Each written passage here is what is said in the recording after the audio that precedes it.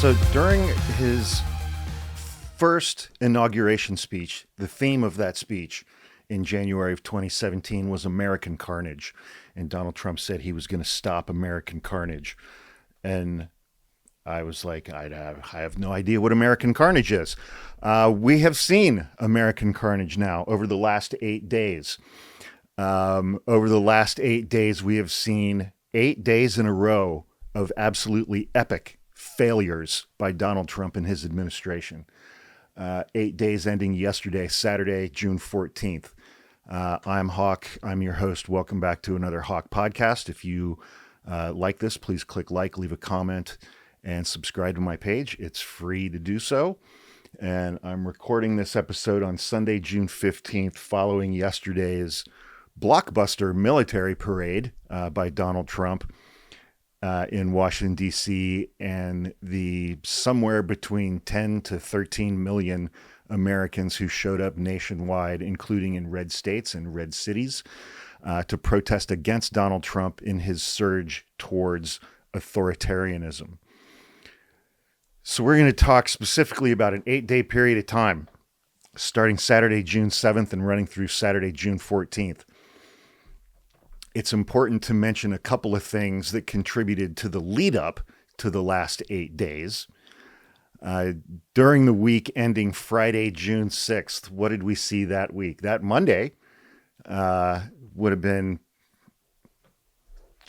Monday, June 2nd, I guess, is when Donald Trump gave Elon Musk a golden key to the White House in the Oval Office.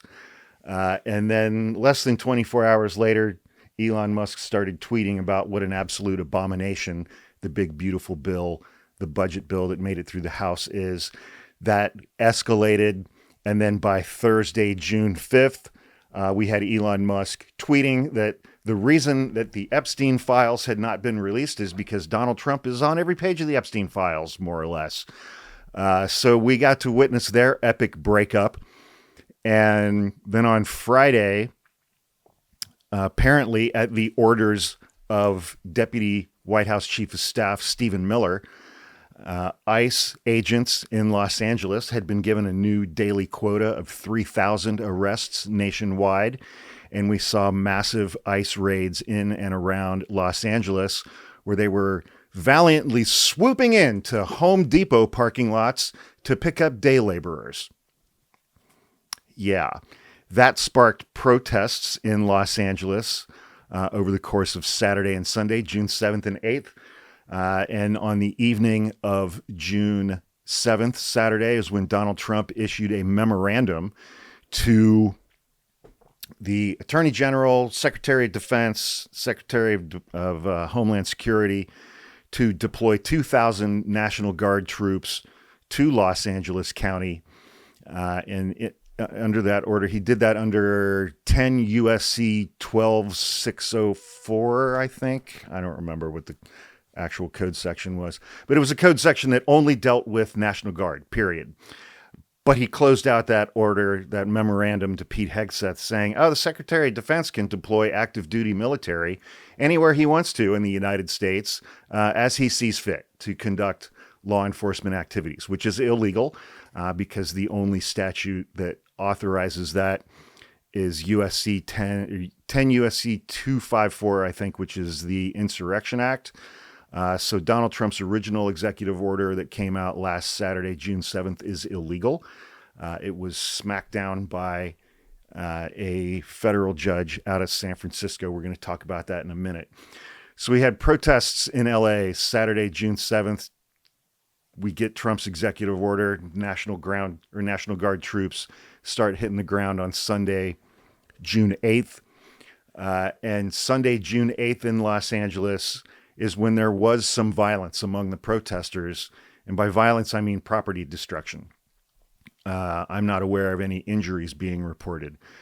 But right-wing media got the images that they wanted. People with Mexican flags, waving Mexican flags in front of burning driverless Waymo cars. And that was plastered everywhere. And then what did we see in the days following? Well, then we get to Monday, June 9th. Then Trump decides he's going to deploy 700 Marines. and 2,000 more National Guard troops for protests that the LAPD and the LA mayor said, we have these under control. We don't need these 4,700 members of the United States military on the streets of an American city. Tuesday, June 10th, we saw an Australian reporter get hit with a rubber bullet. Israel killed 60 plus Gazans inside the Gaza Strip. Donald Trump threatened military parade protesters that they would be met with very, very heavy force, yada, yada, yada. Wednesday, June 11th was when we saw that videotaped video address from Gavin Newsom to the United States, in which he absolutely roasted Donald Trump and called him weak. And so the first thing that Donald Trump actually accomplished this week was by Wednesday, Donald Trump made California Governor Gavin Newsom the face of the anti-Trump movement in the United States. And I feel safe in saying that he absolutely catapulted Gavin Newsom to the position of Democratic frontrunner for the 2028 presidential election. And then just when you thought it couldn't get any more fun, on Thursday, June 12th, California Senator Alex Padilla went to a press event in Los Angeles with DHS Secretary Noem that was being held in the same building where Alex Padilla has his local office. And as Noem was speaking about Donald Trump, Department of Homeland Security, the National Guard, the United States Marines, and the United States military were going to stay in Los Angeles for the long haul, and we're going to liberate Los Angeles and California from their socialist elected officials.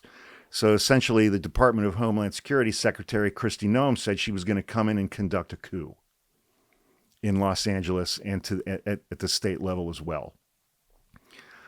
That same afternoon, a federal district court judge in San Francisco found that Donald Trump's executive order from Saturday, June 7th, ordering up National Guard troops was done illegally, which I had spoken about beforehand, and ordered Donald Trump to return control of California's National Guard troops to Gavin Newsom. That order was stayed by the Ninth Circuit Court of Appeals. They're going to have a hearing on that this coming Tuesday, June 17th. Then on Friday, June 13th, Israel bombed Iran, and we're off to the races with that. Florida Governor DeSantis, speaking of this past Saturday, of yesterday's No Kings rallies, basically told Florida MAGA motorists that they were free to run over and kill protesters who blocked their progress in a roadway if they were in a car. Brevard County Sheriff Wayne, I think his first name is Wayne Ivey, said that if protesters in his county did anything that his deputies interpreted to be physically threatening to them, we will kill you, graveyard dead. We will kill you, you people exercising your constitutionally guaranteed First Amendment rights. We will kill you, graveyard dead, and notify your relatives as to where to come pick up your remains. We capped this 8-day period of time off yesterday, Saturday, June 14th, with the No Kings protest marches all across the United States. Massive, massive, massive marches, including in Washington, D.C., occurring at roughly the same time as Donald Trump's unimaginable failure of a military parade that he wanted. Donald Trump's military parade, I mean, somebody from his administration said that they put on that parade to intimidate America's enemies. What they didn't complete that sentence by saying that the Trump administration considers Americans to be enemies of the Trump administration. That the intention of that parade was to intimidate Americans. It was to intimidate Americans and to keep Americans from protesting. Boy, howdy, did it have the exact opposite effect. We all have seen the little videos of the army guy walking down, marching down, holding a drone in his hand, a little tiny drone. and we heard the squeaky tracks of the tanks that rolled down the street. However, following Sunday, June 8th in Los Angeles, the burning Waymos, the waving of the Mexican flags, Republican pollster Whit Ayers on June 10th said, as is so often the case, Donald Trump's opponents are playing into his hands. This is exactly the kind of fight that Donald Trump loves, with his opponents carrying Mexican flags past burning cars. He's not wrong. Also on June 10th, New York Times columnist Maddow Haberman was quoted in an interview with Vanity Fair about Trump's retribution and his craving for power and his absolute desperation for violence in American streets. She said the retribution efforts he is engaged in are clearly deeply animating. He has never been especially intrigued by governing. He is intrigued by power, and I think you're seeing that now. Rachel Maddow, in another interview, also on Tuesday, June 10th, said the following: he's decided to throw out all the rules. The thing that has done, as far as I'm concerned, is make him very boring. Because that's like, it's all out on the table now. We all know now exactly what he's doing. We know exactly what his intentions are. He's a blonde Berlusconi from Italy. This is, I mean, he's trying to do the same thing all the other strongmen and would-be dictators do all over our country. I think the really interesting question is what the country lets him get away with. And we're seeing a really interesting test of that right now, all over the country, especially this week. She said that on Tuesday, before yesterday's marches even took place.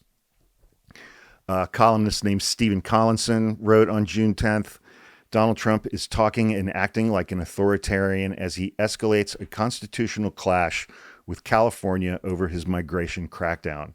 Much now depends on whether he's simply talking tough or if he's ready to take an already tense nation across a fateful line in his zeal for strongman rule. And then also beginning on Monday, June 9th, was when we started getting some of the first response to all of this stuff from California Governor Gavin Newsom. Newsom said, it's just an extraordinary moment, and I don't want to overstate it, but these are the words of an authoritarian about the threat to deploy National Guard and Marines. Whether he acts on these things or not, the chill that it creates is real, and it is a serious moment. It is very serious. He is unhinged. He is acting recklessly. And the threat of the Marines coming into Los Angeles, into California, this is a very serious and somber moment, and we are going to stand firm. And he also went on to describe a couple of phone calls that he had with Donald Trump during this period of time, in which he was like, Donald Trump can't piece a coherent thought together. He said, I've spoken with him a couple of times. I can't keep him on topic. He just meanders and wanders off onto all of this other shit and doesn't appear to really have any idea of what's going on. And so that's how we started the week. You know, was all of this starting on Friday, June 6th with the ICE raids and the National Guard on June 7th and the Marines on June 8th, was all of that to distract from the breakup between Donald Trump and Elon Musk that culminated on Thursday, June 5th? I really don't think so. A lot of this stuff did actually take some planning, haphazard as it may have been, because when the National Guard troops got to Los Angeles, they had nowhere to stay. They had no barracks. They had no beds, no cots, no bathrooms, no break rooms, no dining rooms, no food service, no nothing. They just showed up and had nowhere to go. And then, you know, there's footage for days of them standing around doing nothing. And, you know, it reminded me, former conservative political strategist Rick Wilson, who famously became part of the Lincoln Project crew following Donald Trump's first election. In 2018, I mean, he was a never Trumper right out of the gate. in 2018, he published a book called Everything Trump Touches Dies. And I was listening to the podcast that he was doing at the time. I think that was with the Daily Beast and Molly Jong Fast. And his book was coming out and he was doing some book tour dates.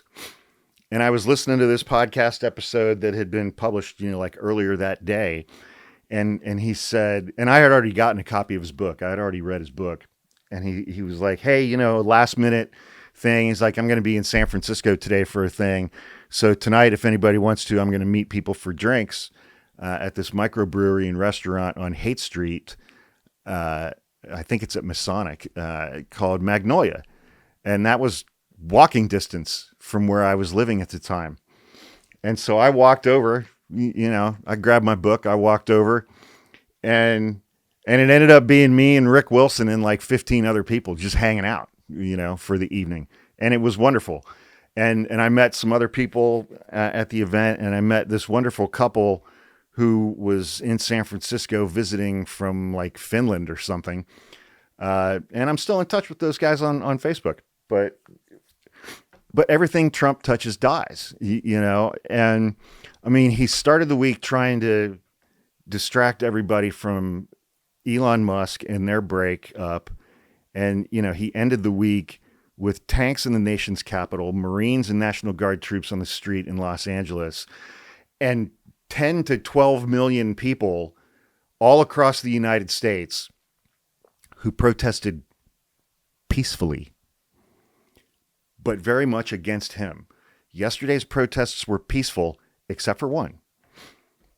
And the one that was not peaceful was in Los Angeles. And that was because of LAPD and the LA County Sheriff's Department. And we're going to talk about that in a couple of minutes. But it was so, look, boy, nobody is more disingenuous than Trump supporters on social media. And so today's Sunday, June 15th. I've seen some TikToks from Trump humpers, the inbred, mouth-breathing, fart-huffing MAGA chuds I'm going to circle back to these people at the end of this episode. I'm going to close out this episode with a discussion of Trump supporters. So you're going to want to hear that. These fucking people, man, they started out at the beginning of the week posting TikToks about how they can't wait to see U.S. Marines on the ground in Los Angeles as though they are going into war in an urban setting to kill people.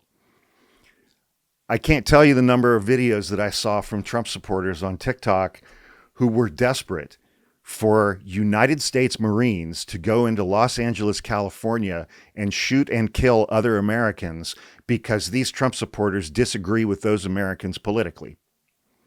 They wanted the Marines to kill them. And they were like, LA County, you fucked around and found out now, man. You got the devil dogs, the Marines from 29 Palms coming, and Marines from 29 Palms, all they know how to do is kill. That's because they're an infantry division. It's infantry training. They are not trained at 29 Palms on de-escalation or working with civilian crowds and populations. They are trained to kill. That's their job. Infantry, forward line, tip of the spear, in combat. And the number of Trump supporters that I saw that were desperate for them to come into Los Angeles and kill other American citizens, civilians on American streets, was fucking gross. And they were posting things like, we don't have protests like this where I live because where I live, we follow the law, except you voted to elect a convicted felon who tried to overturn the last election. And I saw him posting things like A plus R plus 15. That'll take care of all of these protesters, threatening gun violence against peaceful American citizen protesters. So I think this is probably a reasonable time for me to say, fuck Donald Trump and fuck you for voting for him. Fuck every single person in this country who voted for Donald Trump and who supports that kind of shit. You're un-American, you're unpatriotic, and you don't deserve to live in this country anymore. Anyway, moving on. It was grotesque seeing Donald Trump take the stage to a 21-gun salute and hail to the chief at this parade yesterday. He is a 5-time draft dodger. He caused an insurrection at the Capitol following the 2020 election. He tried to overturn the 2020 election. Then he was indicted 91 times in 4 separate jurisdictions. He was convicted on 34 felonies for improperly trying to influence the 2016 election.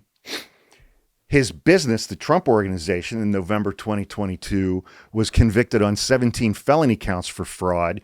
He was found guilty for civil fraud with his adult fail sons, Don and Eric, and they still owe the state of New York somewhere between $600 and $700 million. A federal judge described his activities, his attack on E. Jean Carroll, as constituting rape. And these fuckers want to lecture us on law and order. It's just amazing. And that guy with that whole resume, who this electorate voted for, knowing all of that, seeing that guy presiding over this was sick. I found one little quote. Paul Brown, a 57-year-old Army veteran, traveled 2 days from Adams County, Ohio, of course, and spent the day yesterday on the National Mall dressed in an Afghanistan war veteran hat and a T-shirt featuring a photo of the president that read, "Jesus is my savior and Trump is my president." He said, quote, "We absolutely got somebody in there who gives a shit about the military," Brown said of Trump being in office. "These parades should have been going on for years." Donald Trump was widely reported. Donald Trump despises the United States military. The only organization in the United States that Donald Trump hates more than the military is law enforcement and potentially judges in the courts. Donald Trump thinks that members of the United States military are suckers and losers. He has absolutely no concept of or understanding of service to something greater than yourself, or volunteering, or putting yourself in harm's way to protect this country. And these pickled brain gomers, veterans and active duty, think he's great. It's fucking amazing. The parade was a dud. 10 to 15,000 people showed up. They were expecting 250,000. It was a total dud. Donald Trump was sitting up there looking constipated, uncomfortable in his diaper and catheter. I mean, he had the face of a toddler who was staring you right in the eye and shitting while telling you that they were not shitting. That was the look on Donald Trump's face. All right. So that was yesterday. Let's go back to last weekend. Sunday, June 9th, Los Angeles, Mexican flags, burning Waymo cars. Donald Trump became the first president since the civil rights era to federalize the National Guard without a governor's consent. He sent troops to L.A. to quash protests that he started. Donald Trump is so desperate for violence and blood in American streets involving Americans so that he can order the military to shoot people who didn't vote for him, and to kind of complete his authoritarian takeover. And Gavin Newsom, so Trump said he called Gavin Newsom, spoke to him about the National Guard, and he's like, "Yeah, everything's fine." Gavin Newsom was like, "He fucking lied. He lied on my parents' graves. He lied. He's a stone cold liar. That never happened." Then he deployed the Marines. Then later in the week, a federal judge ruled that President Trump illegally federalized the California National Guard in response to the Los Angeles protests and ordered that the force be returned to the control of Gavin Newsom, California governor. That ruling was stayed by Ninth Circuit Court of Appeals, and they're having a hearing on Tuesday. Then Wednesday, June 11th, the day after an Australian reporter was hit with a rubber bullet, and Donald Trump threatened people who were going to protest at his military parade yesterday, Pete Hegseth testified before Congress. and he could not state the law or legal justification for the deployment of National Guard troops or of active duty United States Marines, because Pete Hegseth is stupid and allegedly an alcoholic. But he is an objectively extremely dumb man. He is good on TV. That's it. That's why he got the job. That's why Donald Trump hired him. But the consequence of what happened this week, it was a week where Donald Trump militarized parts of the United States of America while politicizing parts of the United States military and National Guard.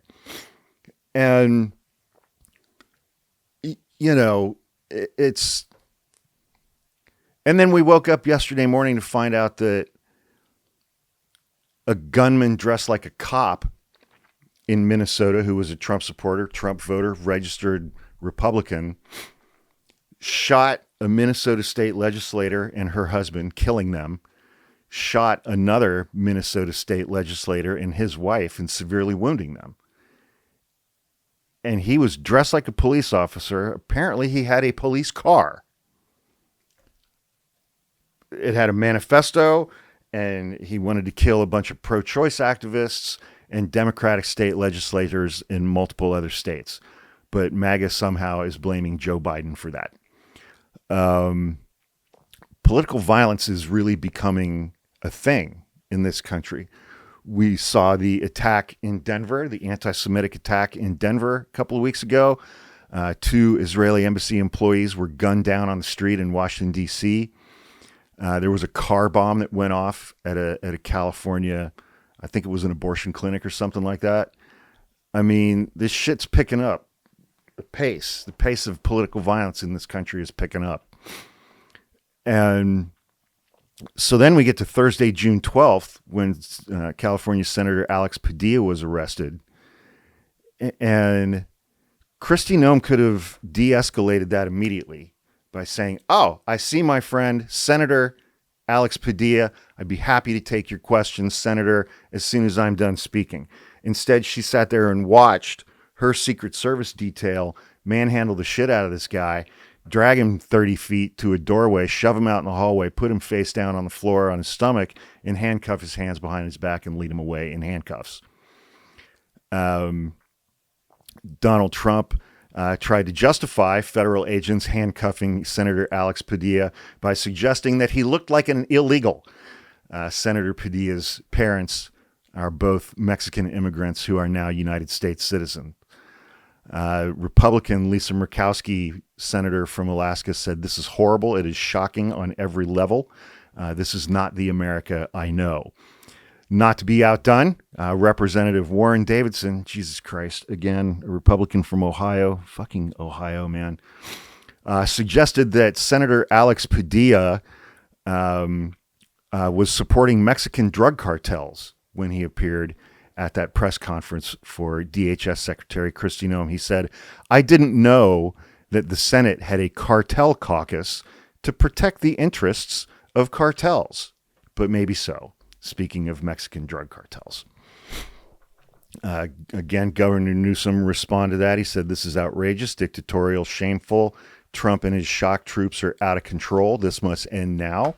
If they can handcuff a U.S. senator, they can imagine what they will do to you." And then the day before, 2 days before that, on Monday, June 9th, on Tuesday, June 10th, was when Newsom did his video address. And again, it's just like that single-handedly revived Gavin Newsom, made him the Democratic frontrunner for 2028. And he, made him the nationwide face of anti-Trump opposition. It's just, this was all within a week. And then on June 11th, RFK Jr. fired the entire board of vaccine advisors, independent vaccine advisors. It's like 17 people, because they had all been appointed by Democratic presidents, and some had made donations to Democrats. Then on Wednesday or Thursday, ABC News reporter Terry Moran, he was fired by ABC News. Remember just a month or two ago, he did that interview with Donald Trump, and everybody was like, this is the best interview that's ever been done from Donald Trump, because he got him to say all kinds of shit that he's not supposed to say out loud. Now they fired him because he said Stephen Miller's a douchebag who lives on hate, which has the added benefit of being true. Then also this week, Representative Democrat from New Jersey, LaMonica McIver, was indicted on 3 counts relative to attending an inspection of an ICE detention center in Newark, New Jersey last week. The same incident which the Newark, New Jersey Mayor Baraka, was arrested and charged. Then U.S. Attorney for New Jersey, Alina Habba, dismissed the charges against him, and now he's suing her for wrongful prosecution and a whole bunch of other stuff. So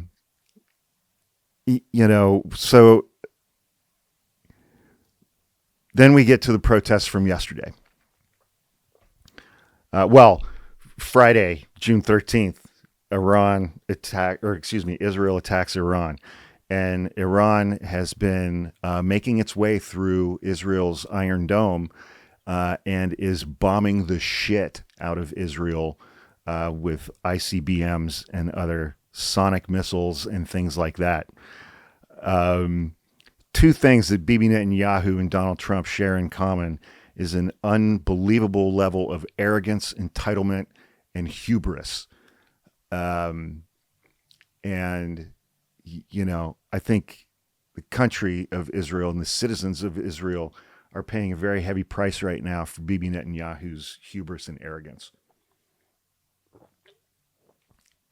There was one characteristic that I forgot that they both have in common.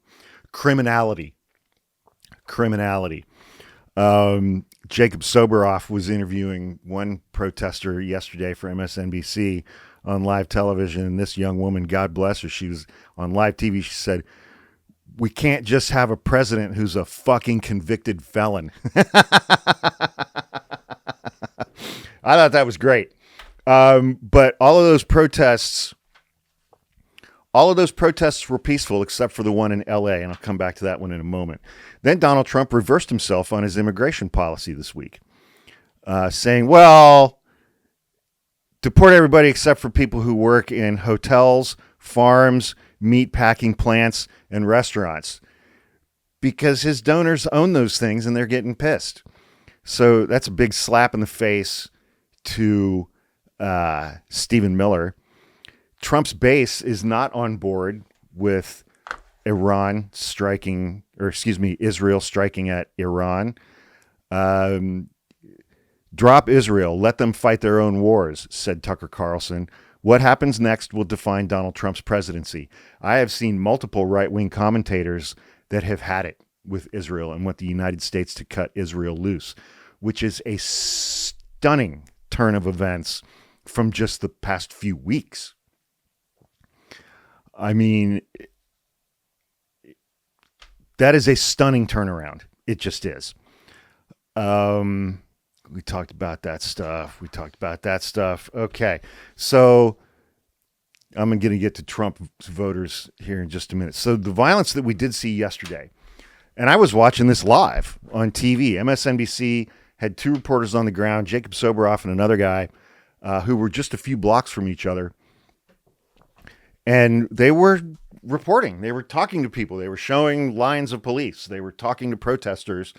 And the guy whose name I can't remember, he had to put a gas mask on because the LA County Sheriff's deputies started bombarding peaceful protesters with flashbang grenades and tear gas canisters. And this guy had to put on a gas mask on, and he's like, I don't understand what's happening. I'm looking around me. No one is being violent. No one is doing anything. They just started lobbing. It was at like 4:30 in the afternoon. So it's like the curfew is still 4.5 hours away, 9 p.m. curfew. And there was literally nothing that was done by protesters to spark that response, other than the fact that there have been protesters on the streets of Los Angeles for a week, along with 4,000 National Guard troops and 700 active duty U.S. Marines.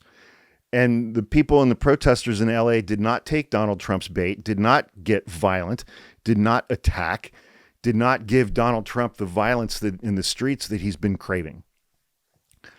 Nor did protesters in Florida. Poor little Ron DeSantis and Sheriff Wayne McIvey, they didn't get to kill anybody or run anybody over yesterday. But it's just an extraordinary week of military forces on the ground in a U.S. city going up against American civilians.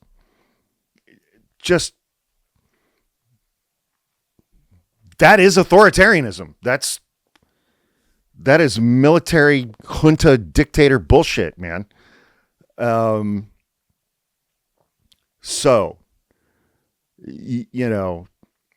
And then we had those legislators in Minnesota get shot yesterday morning, early in the morning, and somebody sent me a message. I can't remember who sent it to me. They were just like, "This Trump is a symptom." He's a symptom, and I agree with that wholeheartedly. I mean, MAGA and Republican voters and many elected Republicans at this point, their brains have been so pickled by right-wing media and 30 years of Fox News and Rush Limbaugh, rage farming, instilling fear and hatred, and then pointing at a target. The reason for all of your suffering is the left. It's trans kids. It's immigrants. It's black people. It's these loose women who are having abortions every other day. And, and Trump, he's a salesman. He knows how to take advantage of that shit. He knows how to message. He knows how to rile up his base. But it's like, we started off this episode by talking about these 8 days of Trump's failures. What are some of his other failures? His tariff policy. And yet you get the MAGA Gomer chuds cheering on higher prices for them because Trump says tariffs are great. His tariff policy was overturned by a court in a brilliant decision. It's reinstated at the appellate level, but it's just going to work its way up. Failure, inflation, gas prices, grocery prices, egg prices. Failure. Look what he's done to the stock market and bond markets. Failure. Hasn't stopped Russia and Ukraine war. Failure. Hasn't stopped the war of Israel against Gaza. Failure. Didn't stop Israel from firing missiles into Iran. Failure. National Guard on the ground in Los Angeles. That was ordered illegal by a judge, but that's up on appeal as well. Failure. 700 Marines on the streets of Los Angeles. They're guarding a federal office building that is approximately 15 miles away from where the protests are taking place. They're doing nothing. The National Guard is doing nothing. Failure. His military parade. My God. That couldn't have been a bigger failure if I scripted it myself. Failure. He's failing on immigration policy. He is not even deporting people at the same pace that Joe Biden did. And Joe Biden wasn't doing anything illegal with regard to deportations. He was doing it all by the book. Donald Trump can't even keep up with Joe Biden's pace. Sleepy Joe. I mean, the shit that he's done with sending people to El Salvador, that's being his now determined illegal invocation of the Alien Enemies Act. I mean, he's getting his ass handed to him in court over and over and over and over again. Failure. Doge. What? Failure. Canada hates us. Canadian civilians hate the United States now. Do you know what you have to do to make Canadians hate you? Failures like what he's doing to Harvard, what he's been doing to law firms. That shit's getting overturned. And I've said this before. Donald Trump took everybody's masks off. He just ripped off everybody's masks. Ron DeSantis, go run people over. Sheriff Ivey, we will kill you. He's pissed off he didn't get to kill anybody during the summer of 2020 protests. He's ripped off the masks of every elected Republican, every evangelical, everybody who was like, well, Republicans are the party of fiscal responsibility. Bullshit. He has ripped off the masks of law enforcement, of everybody. He has just ripped all of their masks off. There's nothing for them to hide behind anymore. What is one thing that he has actually accomplished, that he has actually gotten done? Unimaginable self-enrichment. Estimates are that he's earned somewhere between $3 billion, he and his family, since Election Day. And now, and I mentioned this yesterday, I listened to the focus group podcast from Sarah Longwell at the Bulwark yesterday. Everybody go subscribe to the Bulwark. It's the Saturday, June 14th episode where one of the voters that they spoke to was a woman. It sounded like she was from the South. She's incredibly poor. She is profoundly disabled and unable to work. She has 2 kids. She collects about $900 million a month in Medicaid benefits, some other benefits, and about $200 or $300 a month in SNAP benefits to feed her and her 2 kids. And Republicans are, in their big, beautiful bill, are doing away with all of that funding. And she spoke at great length about how this is going to absolutely devastate her family. And she doesn't even know if they're going to be able to literally physically survive, let alone try not to end up being homeless. And then she went on to say, but I did vote for Donald Trump because I liked what he was doing with regard to taking medical care away from trans kids. I shit you not. She said that out loud in front of other people, knowing that she was being recorded. I like what he's doing in taking away medical care from trans kids. But let's just talk about the people who voted for this, Trump supporters. They are objectively the stupidest fucking people this country has ever been saddled with. I mean, they are profoundly stupid and uninformed and gullible and mean and easily manipulated and easily separated from their money, consistently voting against their own interests, just like that woman, because she likes what he's doing in taking medical care away from trans kids. And at this point, I used to say during Donald Trump's first term, not every Trump supporter is racist, but every racist is a Trump supporter. Fuck that. In June of 2025, if you voted for Donald Trump in 2024 and you still support Donald Trump, you are a racist. You are a racist. You are a bigot. You're a misogynist. You're homophobic. You're transphobic. And you hate disabled people. You're a piece of shit. And you're incredibly stupid and gullible and easily manipulated and cruel. All of those things apply to every single Trump voter now, with the cruelty being at the top of the heap. The cruelty is the point, like Adam Serwer said in 2017. You fucking inbred MAGA chuds form community with one another through being cruel to groups that you don't like trans kids, like the LGBTQ community, like black people, like immigrants and brown people. You have no redeeming qualities left. They are all gone. They are all gone, which I wanted to check. Have any of you guys gotten your Doge checks yet? Speaking of gullible, have you gotten your Doge checks yet? And Trump supporters who live in, let's see here, Texas, Louisiana, Mississippi, Alabama, Georgia, Florida, South Carolina, Arkansas, Tennessee, North Carolina, Oklahoma, Nebraska, Kansas. For the ones down in the Southeast, we are, as of today, 15 days into hurricane season. And Donald Trump announced this week that he's axing all funding for FEMA. He's returning that to the states. That's you guys. No more federal money for you. And I was talking, and I think I did a TikTok about it earlier this week. I am very grateful. I am very grateful to Donald Trump for doing one thing. He will no longer be sending my tax dollars. I live in California. He will no longer be using my tax dollars to support your freeloading asses following natural disasters. I'm extremely happy about that. You guys are on your own. So enjoy hurricane season and Texas, Oklahoma, and all the way up. Tornadoes, Missouri, Arkansas, Kentucky, you guys just had a few rounds of tornadoes this year, and Donald Trump gave you nothing.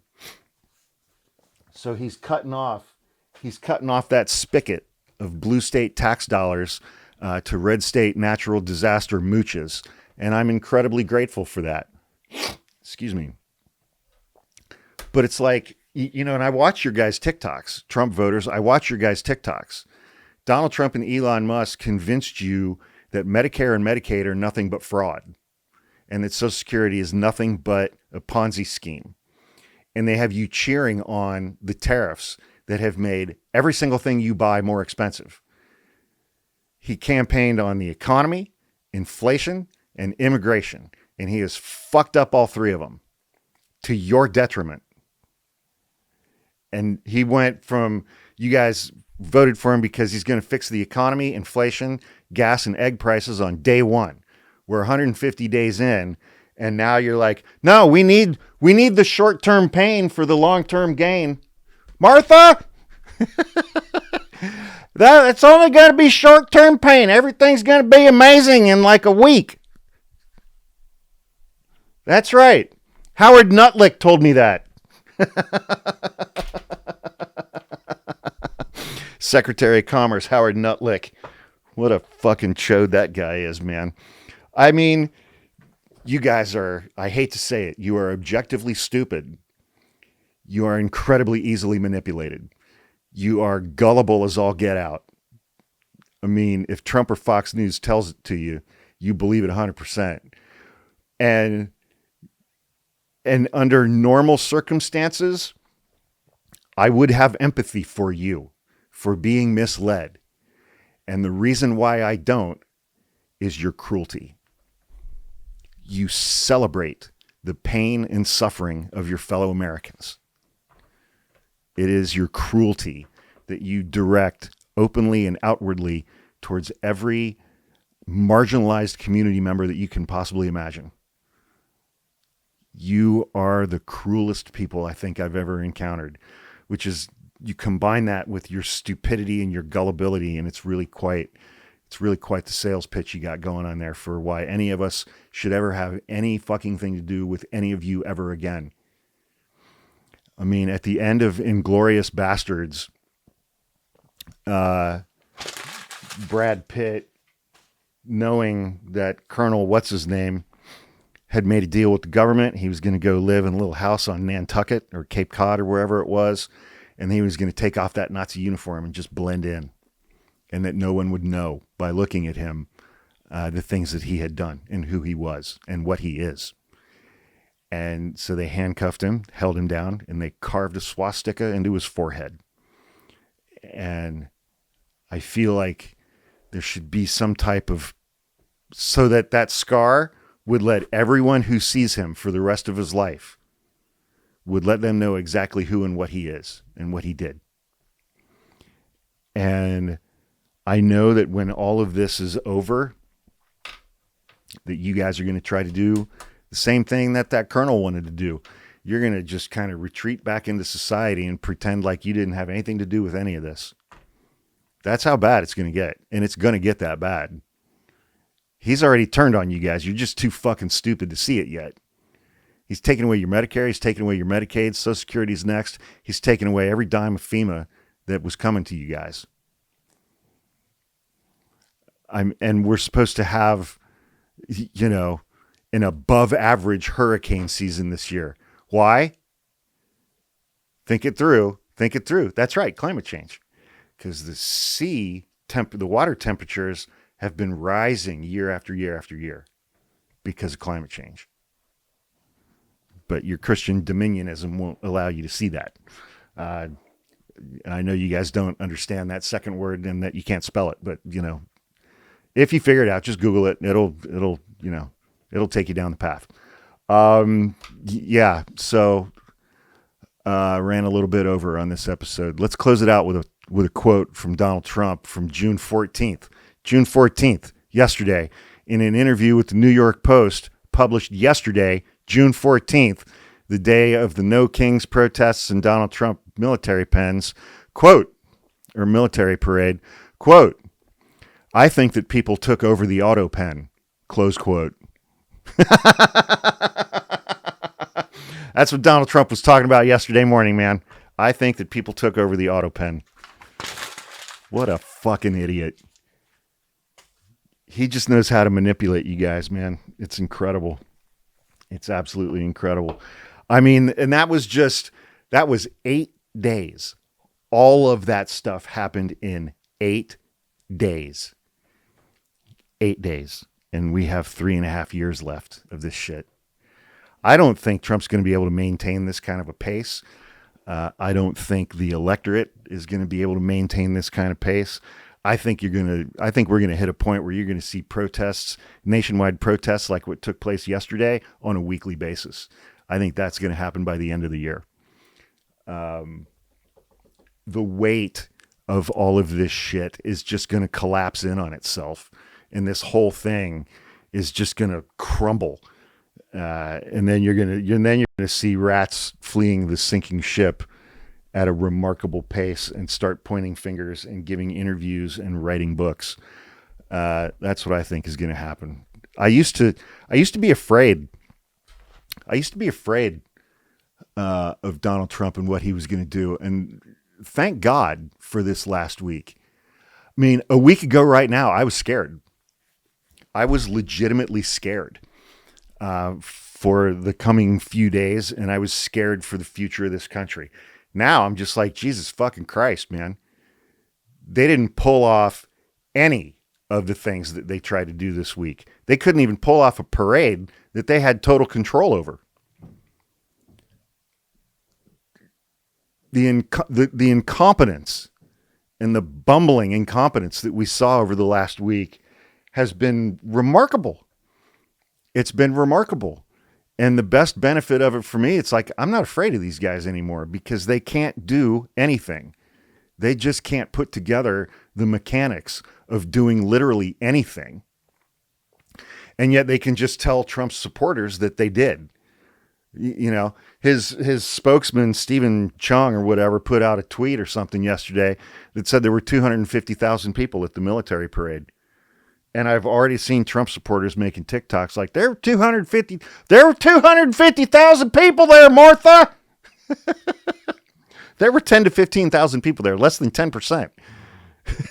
Around 5% of what Stephen Chung said were there.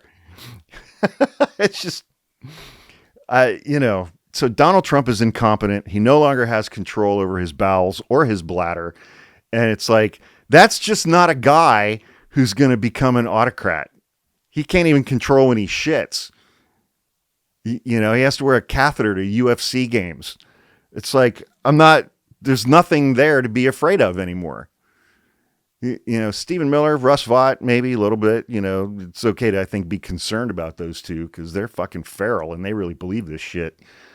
But Trump, fucking hell, there is literally nothing to be afraid of with that guy anymore.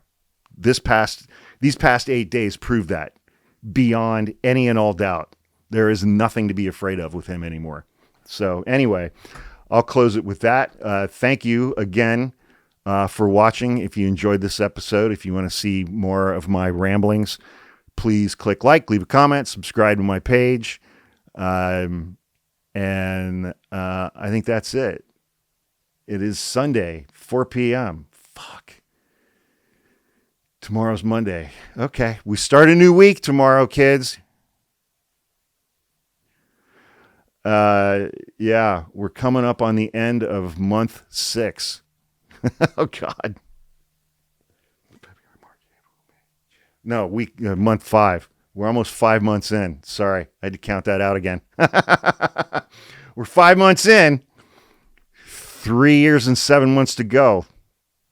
I'm sure it'll be fine. Everybody, take comfort from last week. I was worried. I was afraid. I am not afraid of these people anymore because they are unimaginably incompetent. They can't execute shit that's entirely within their control. It's amazing. So, but anyway, be safe this week, and I'll see you guys soon. Thanks for watching. I appreciate it. I'm Hawk. Bye.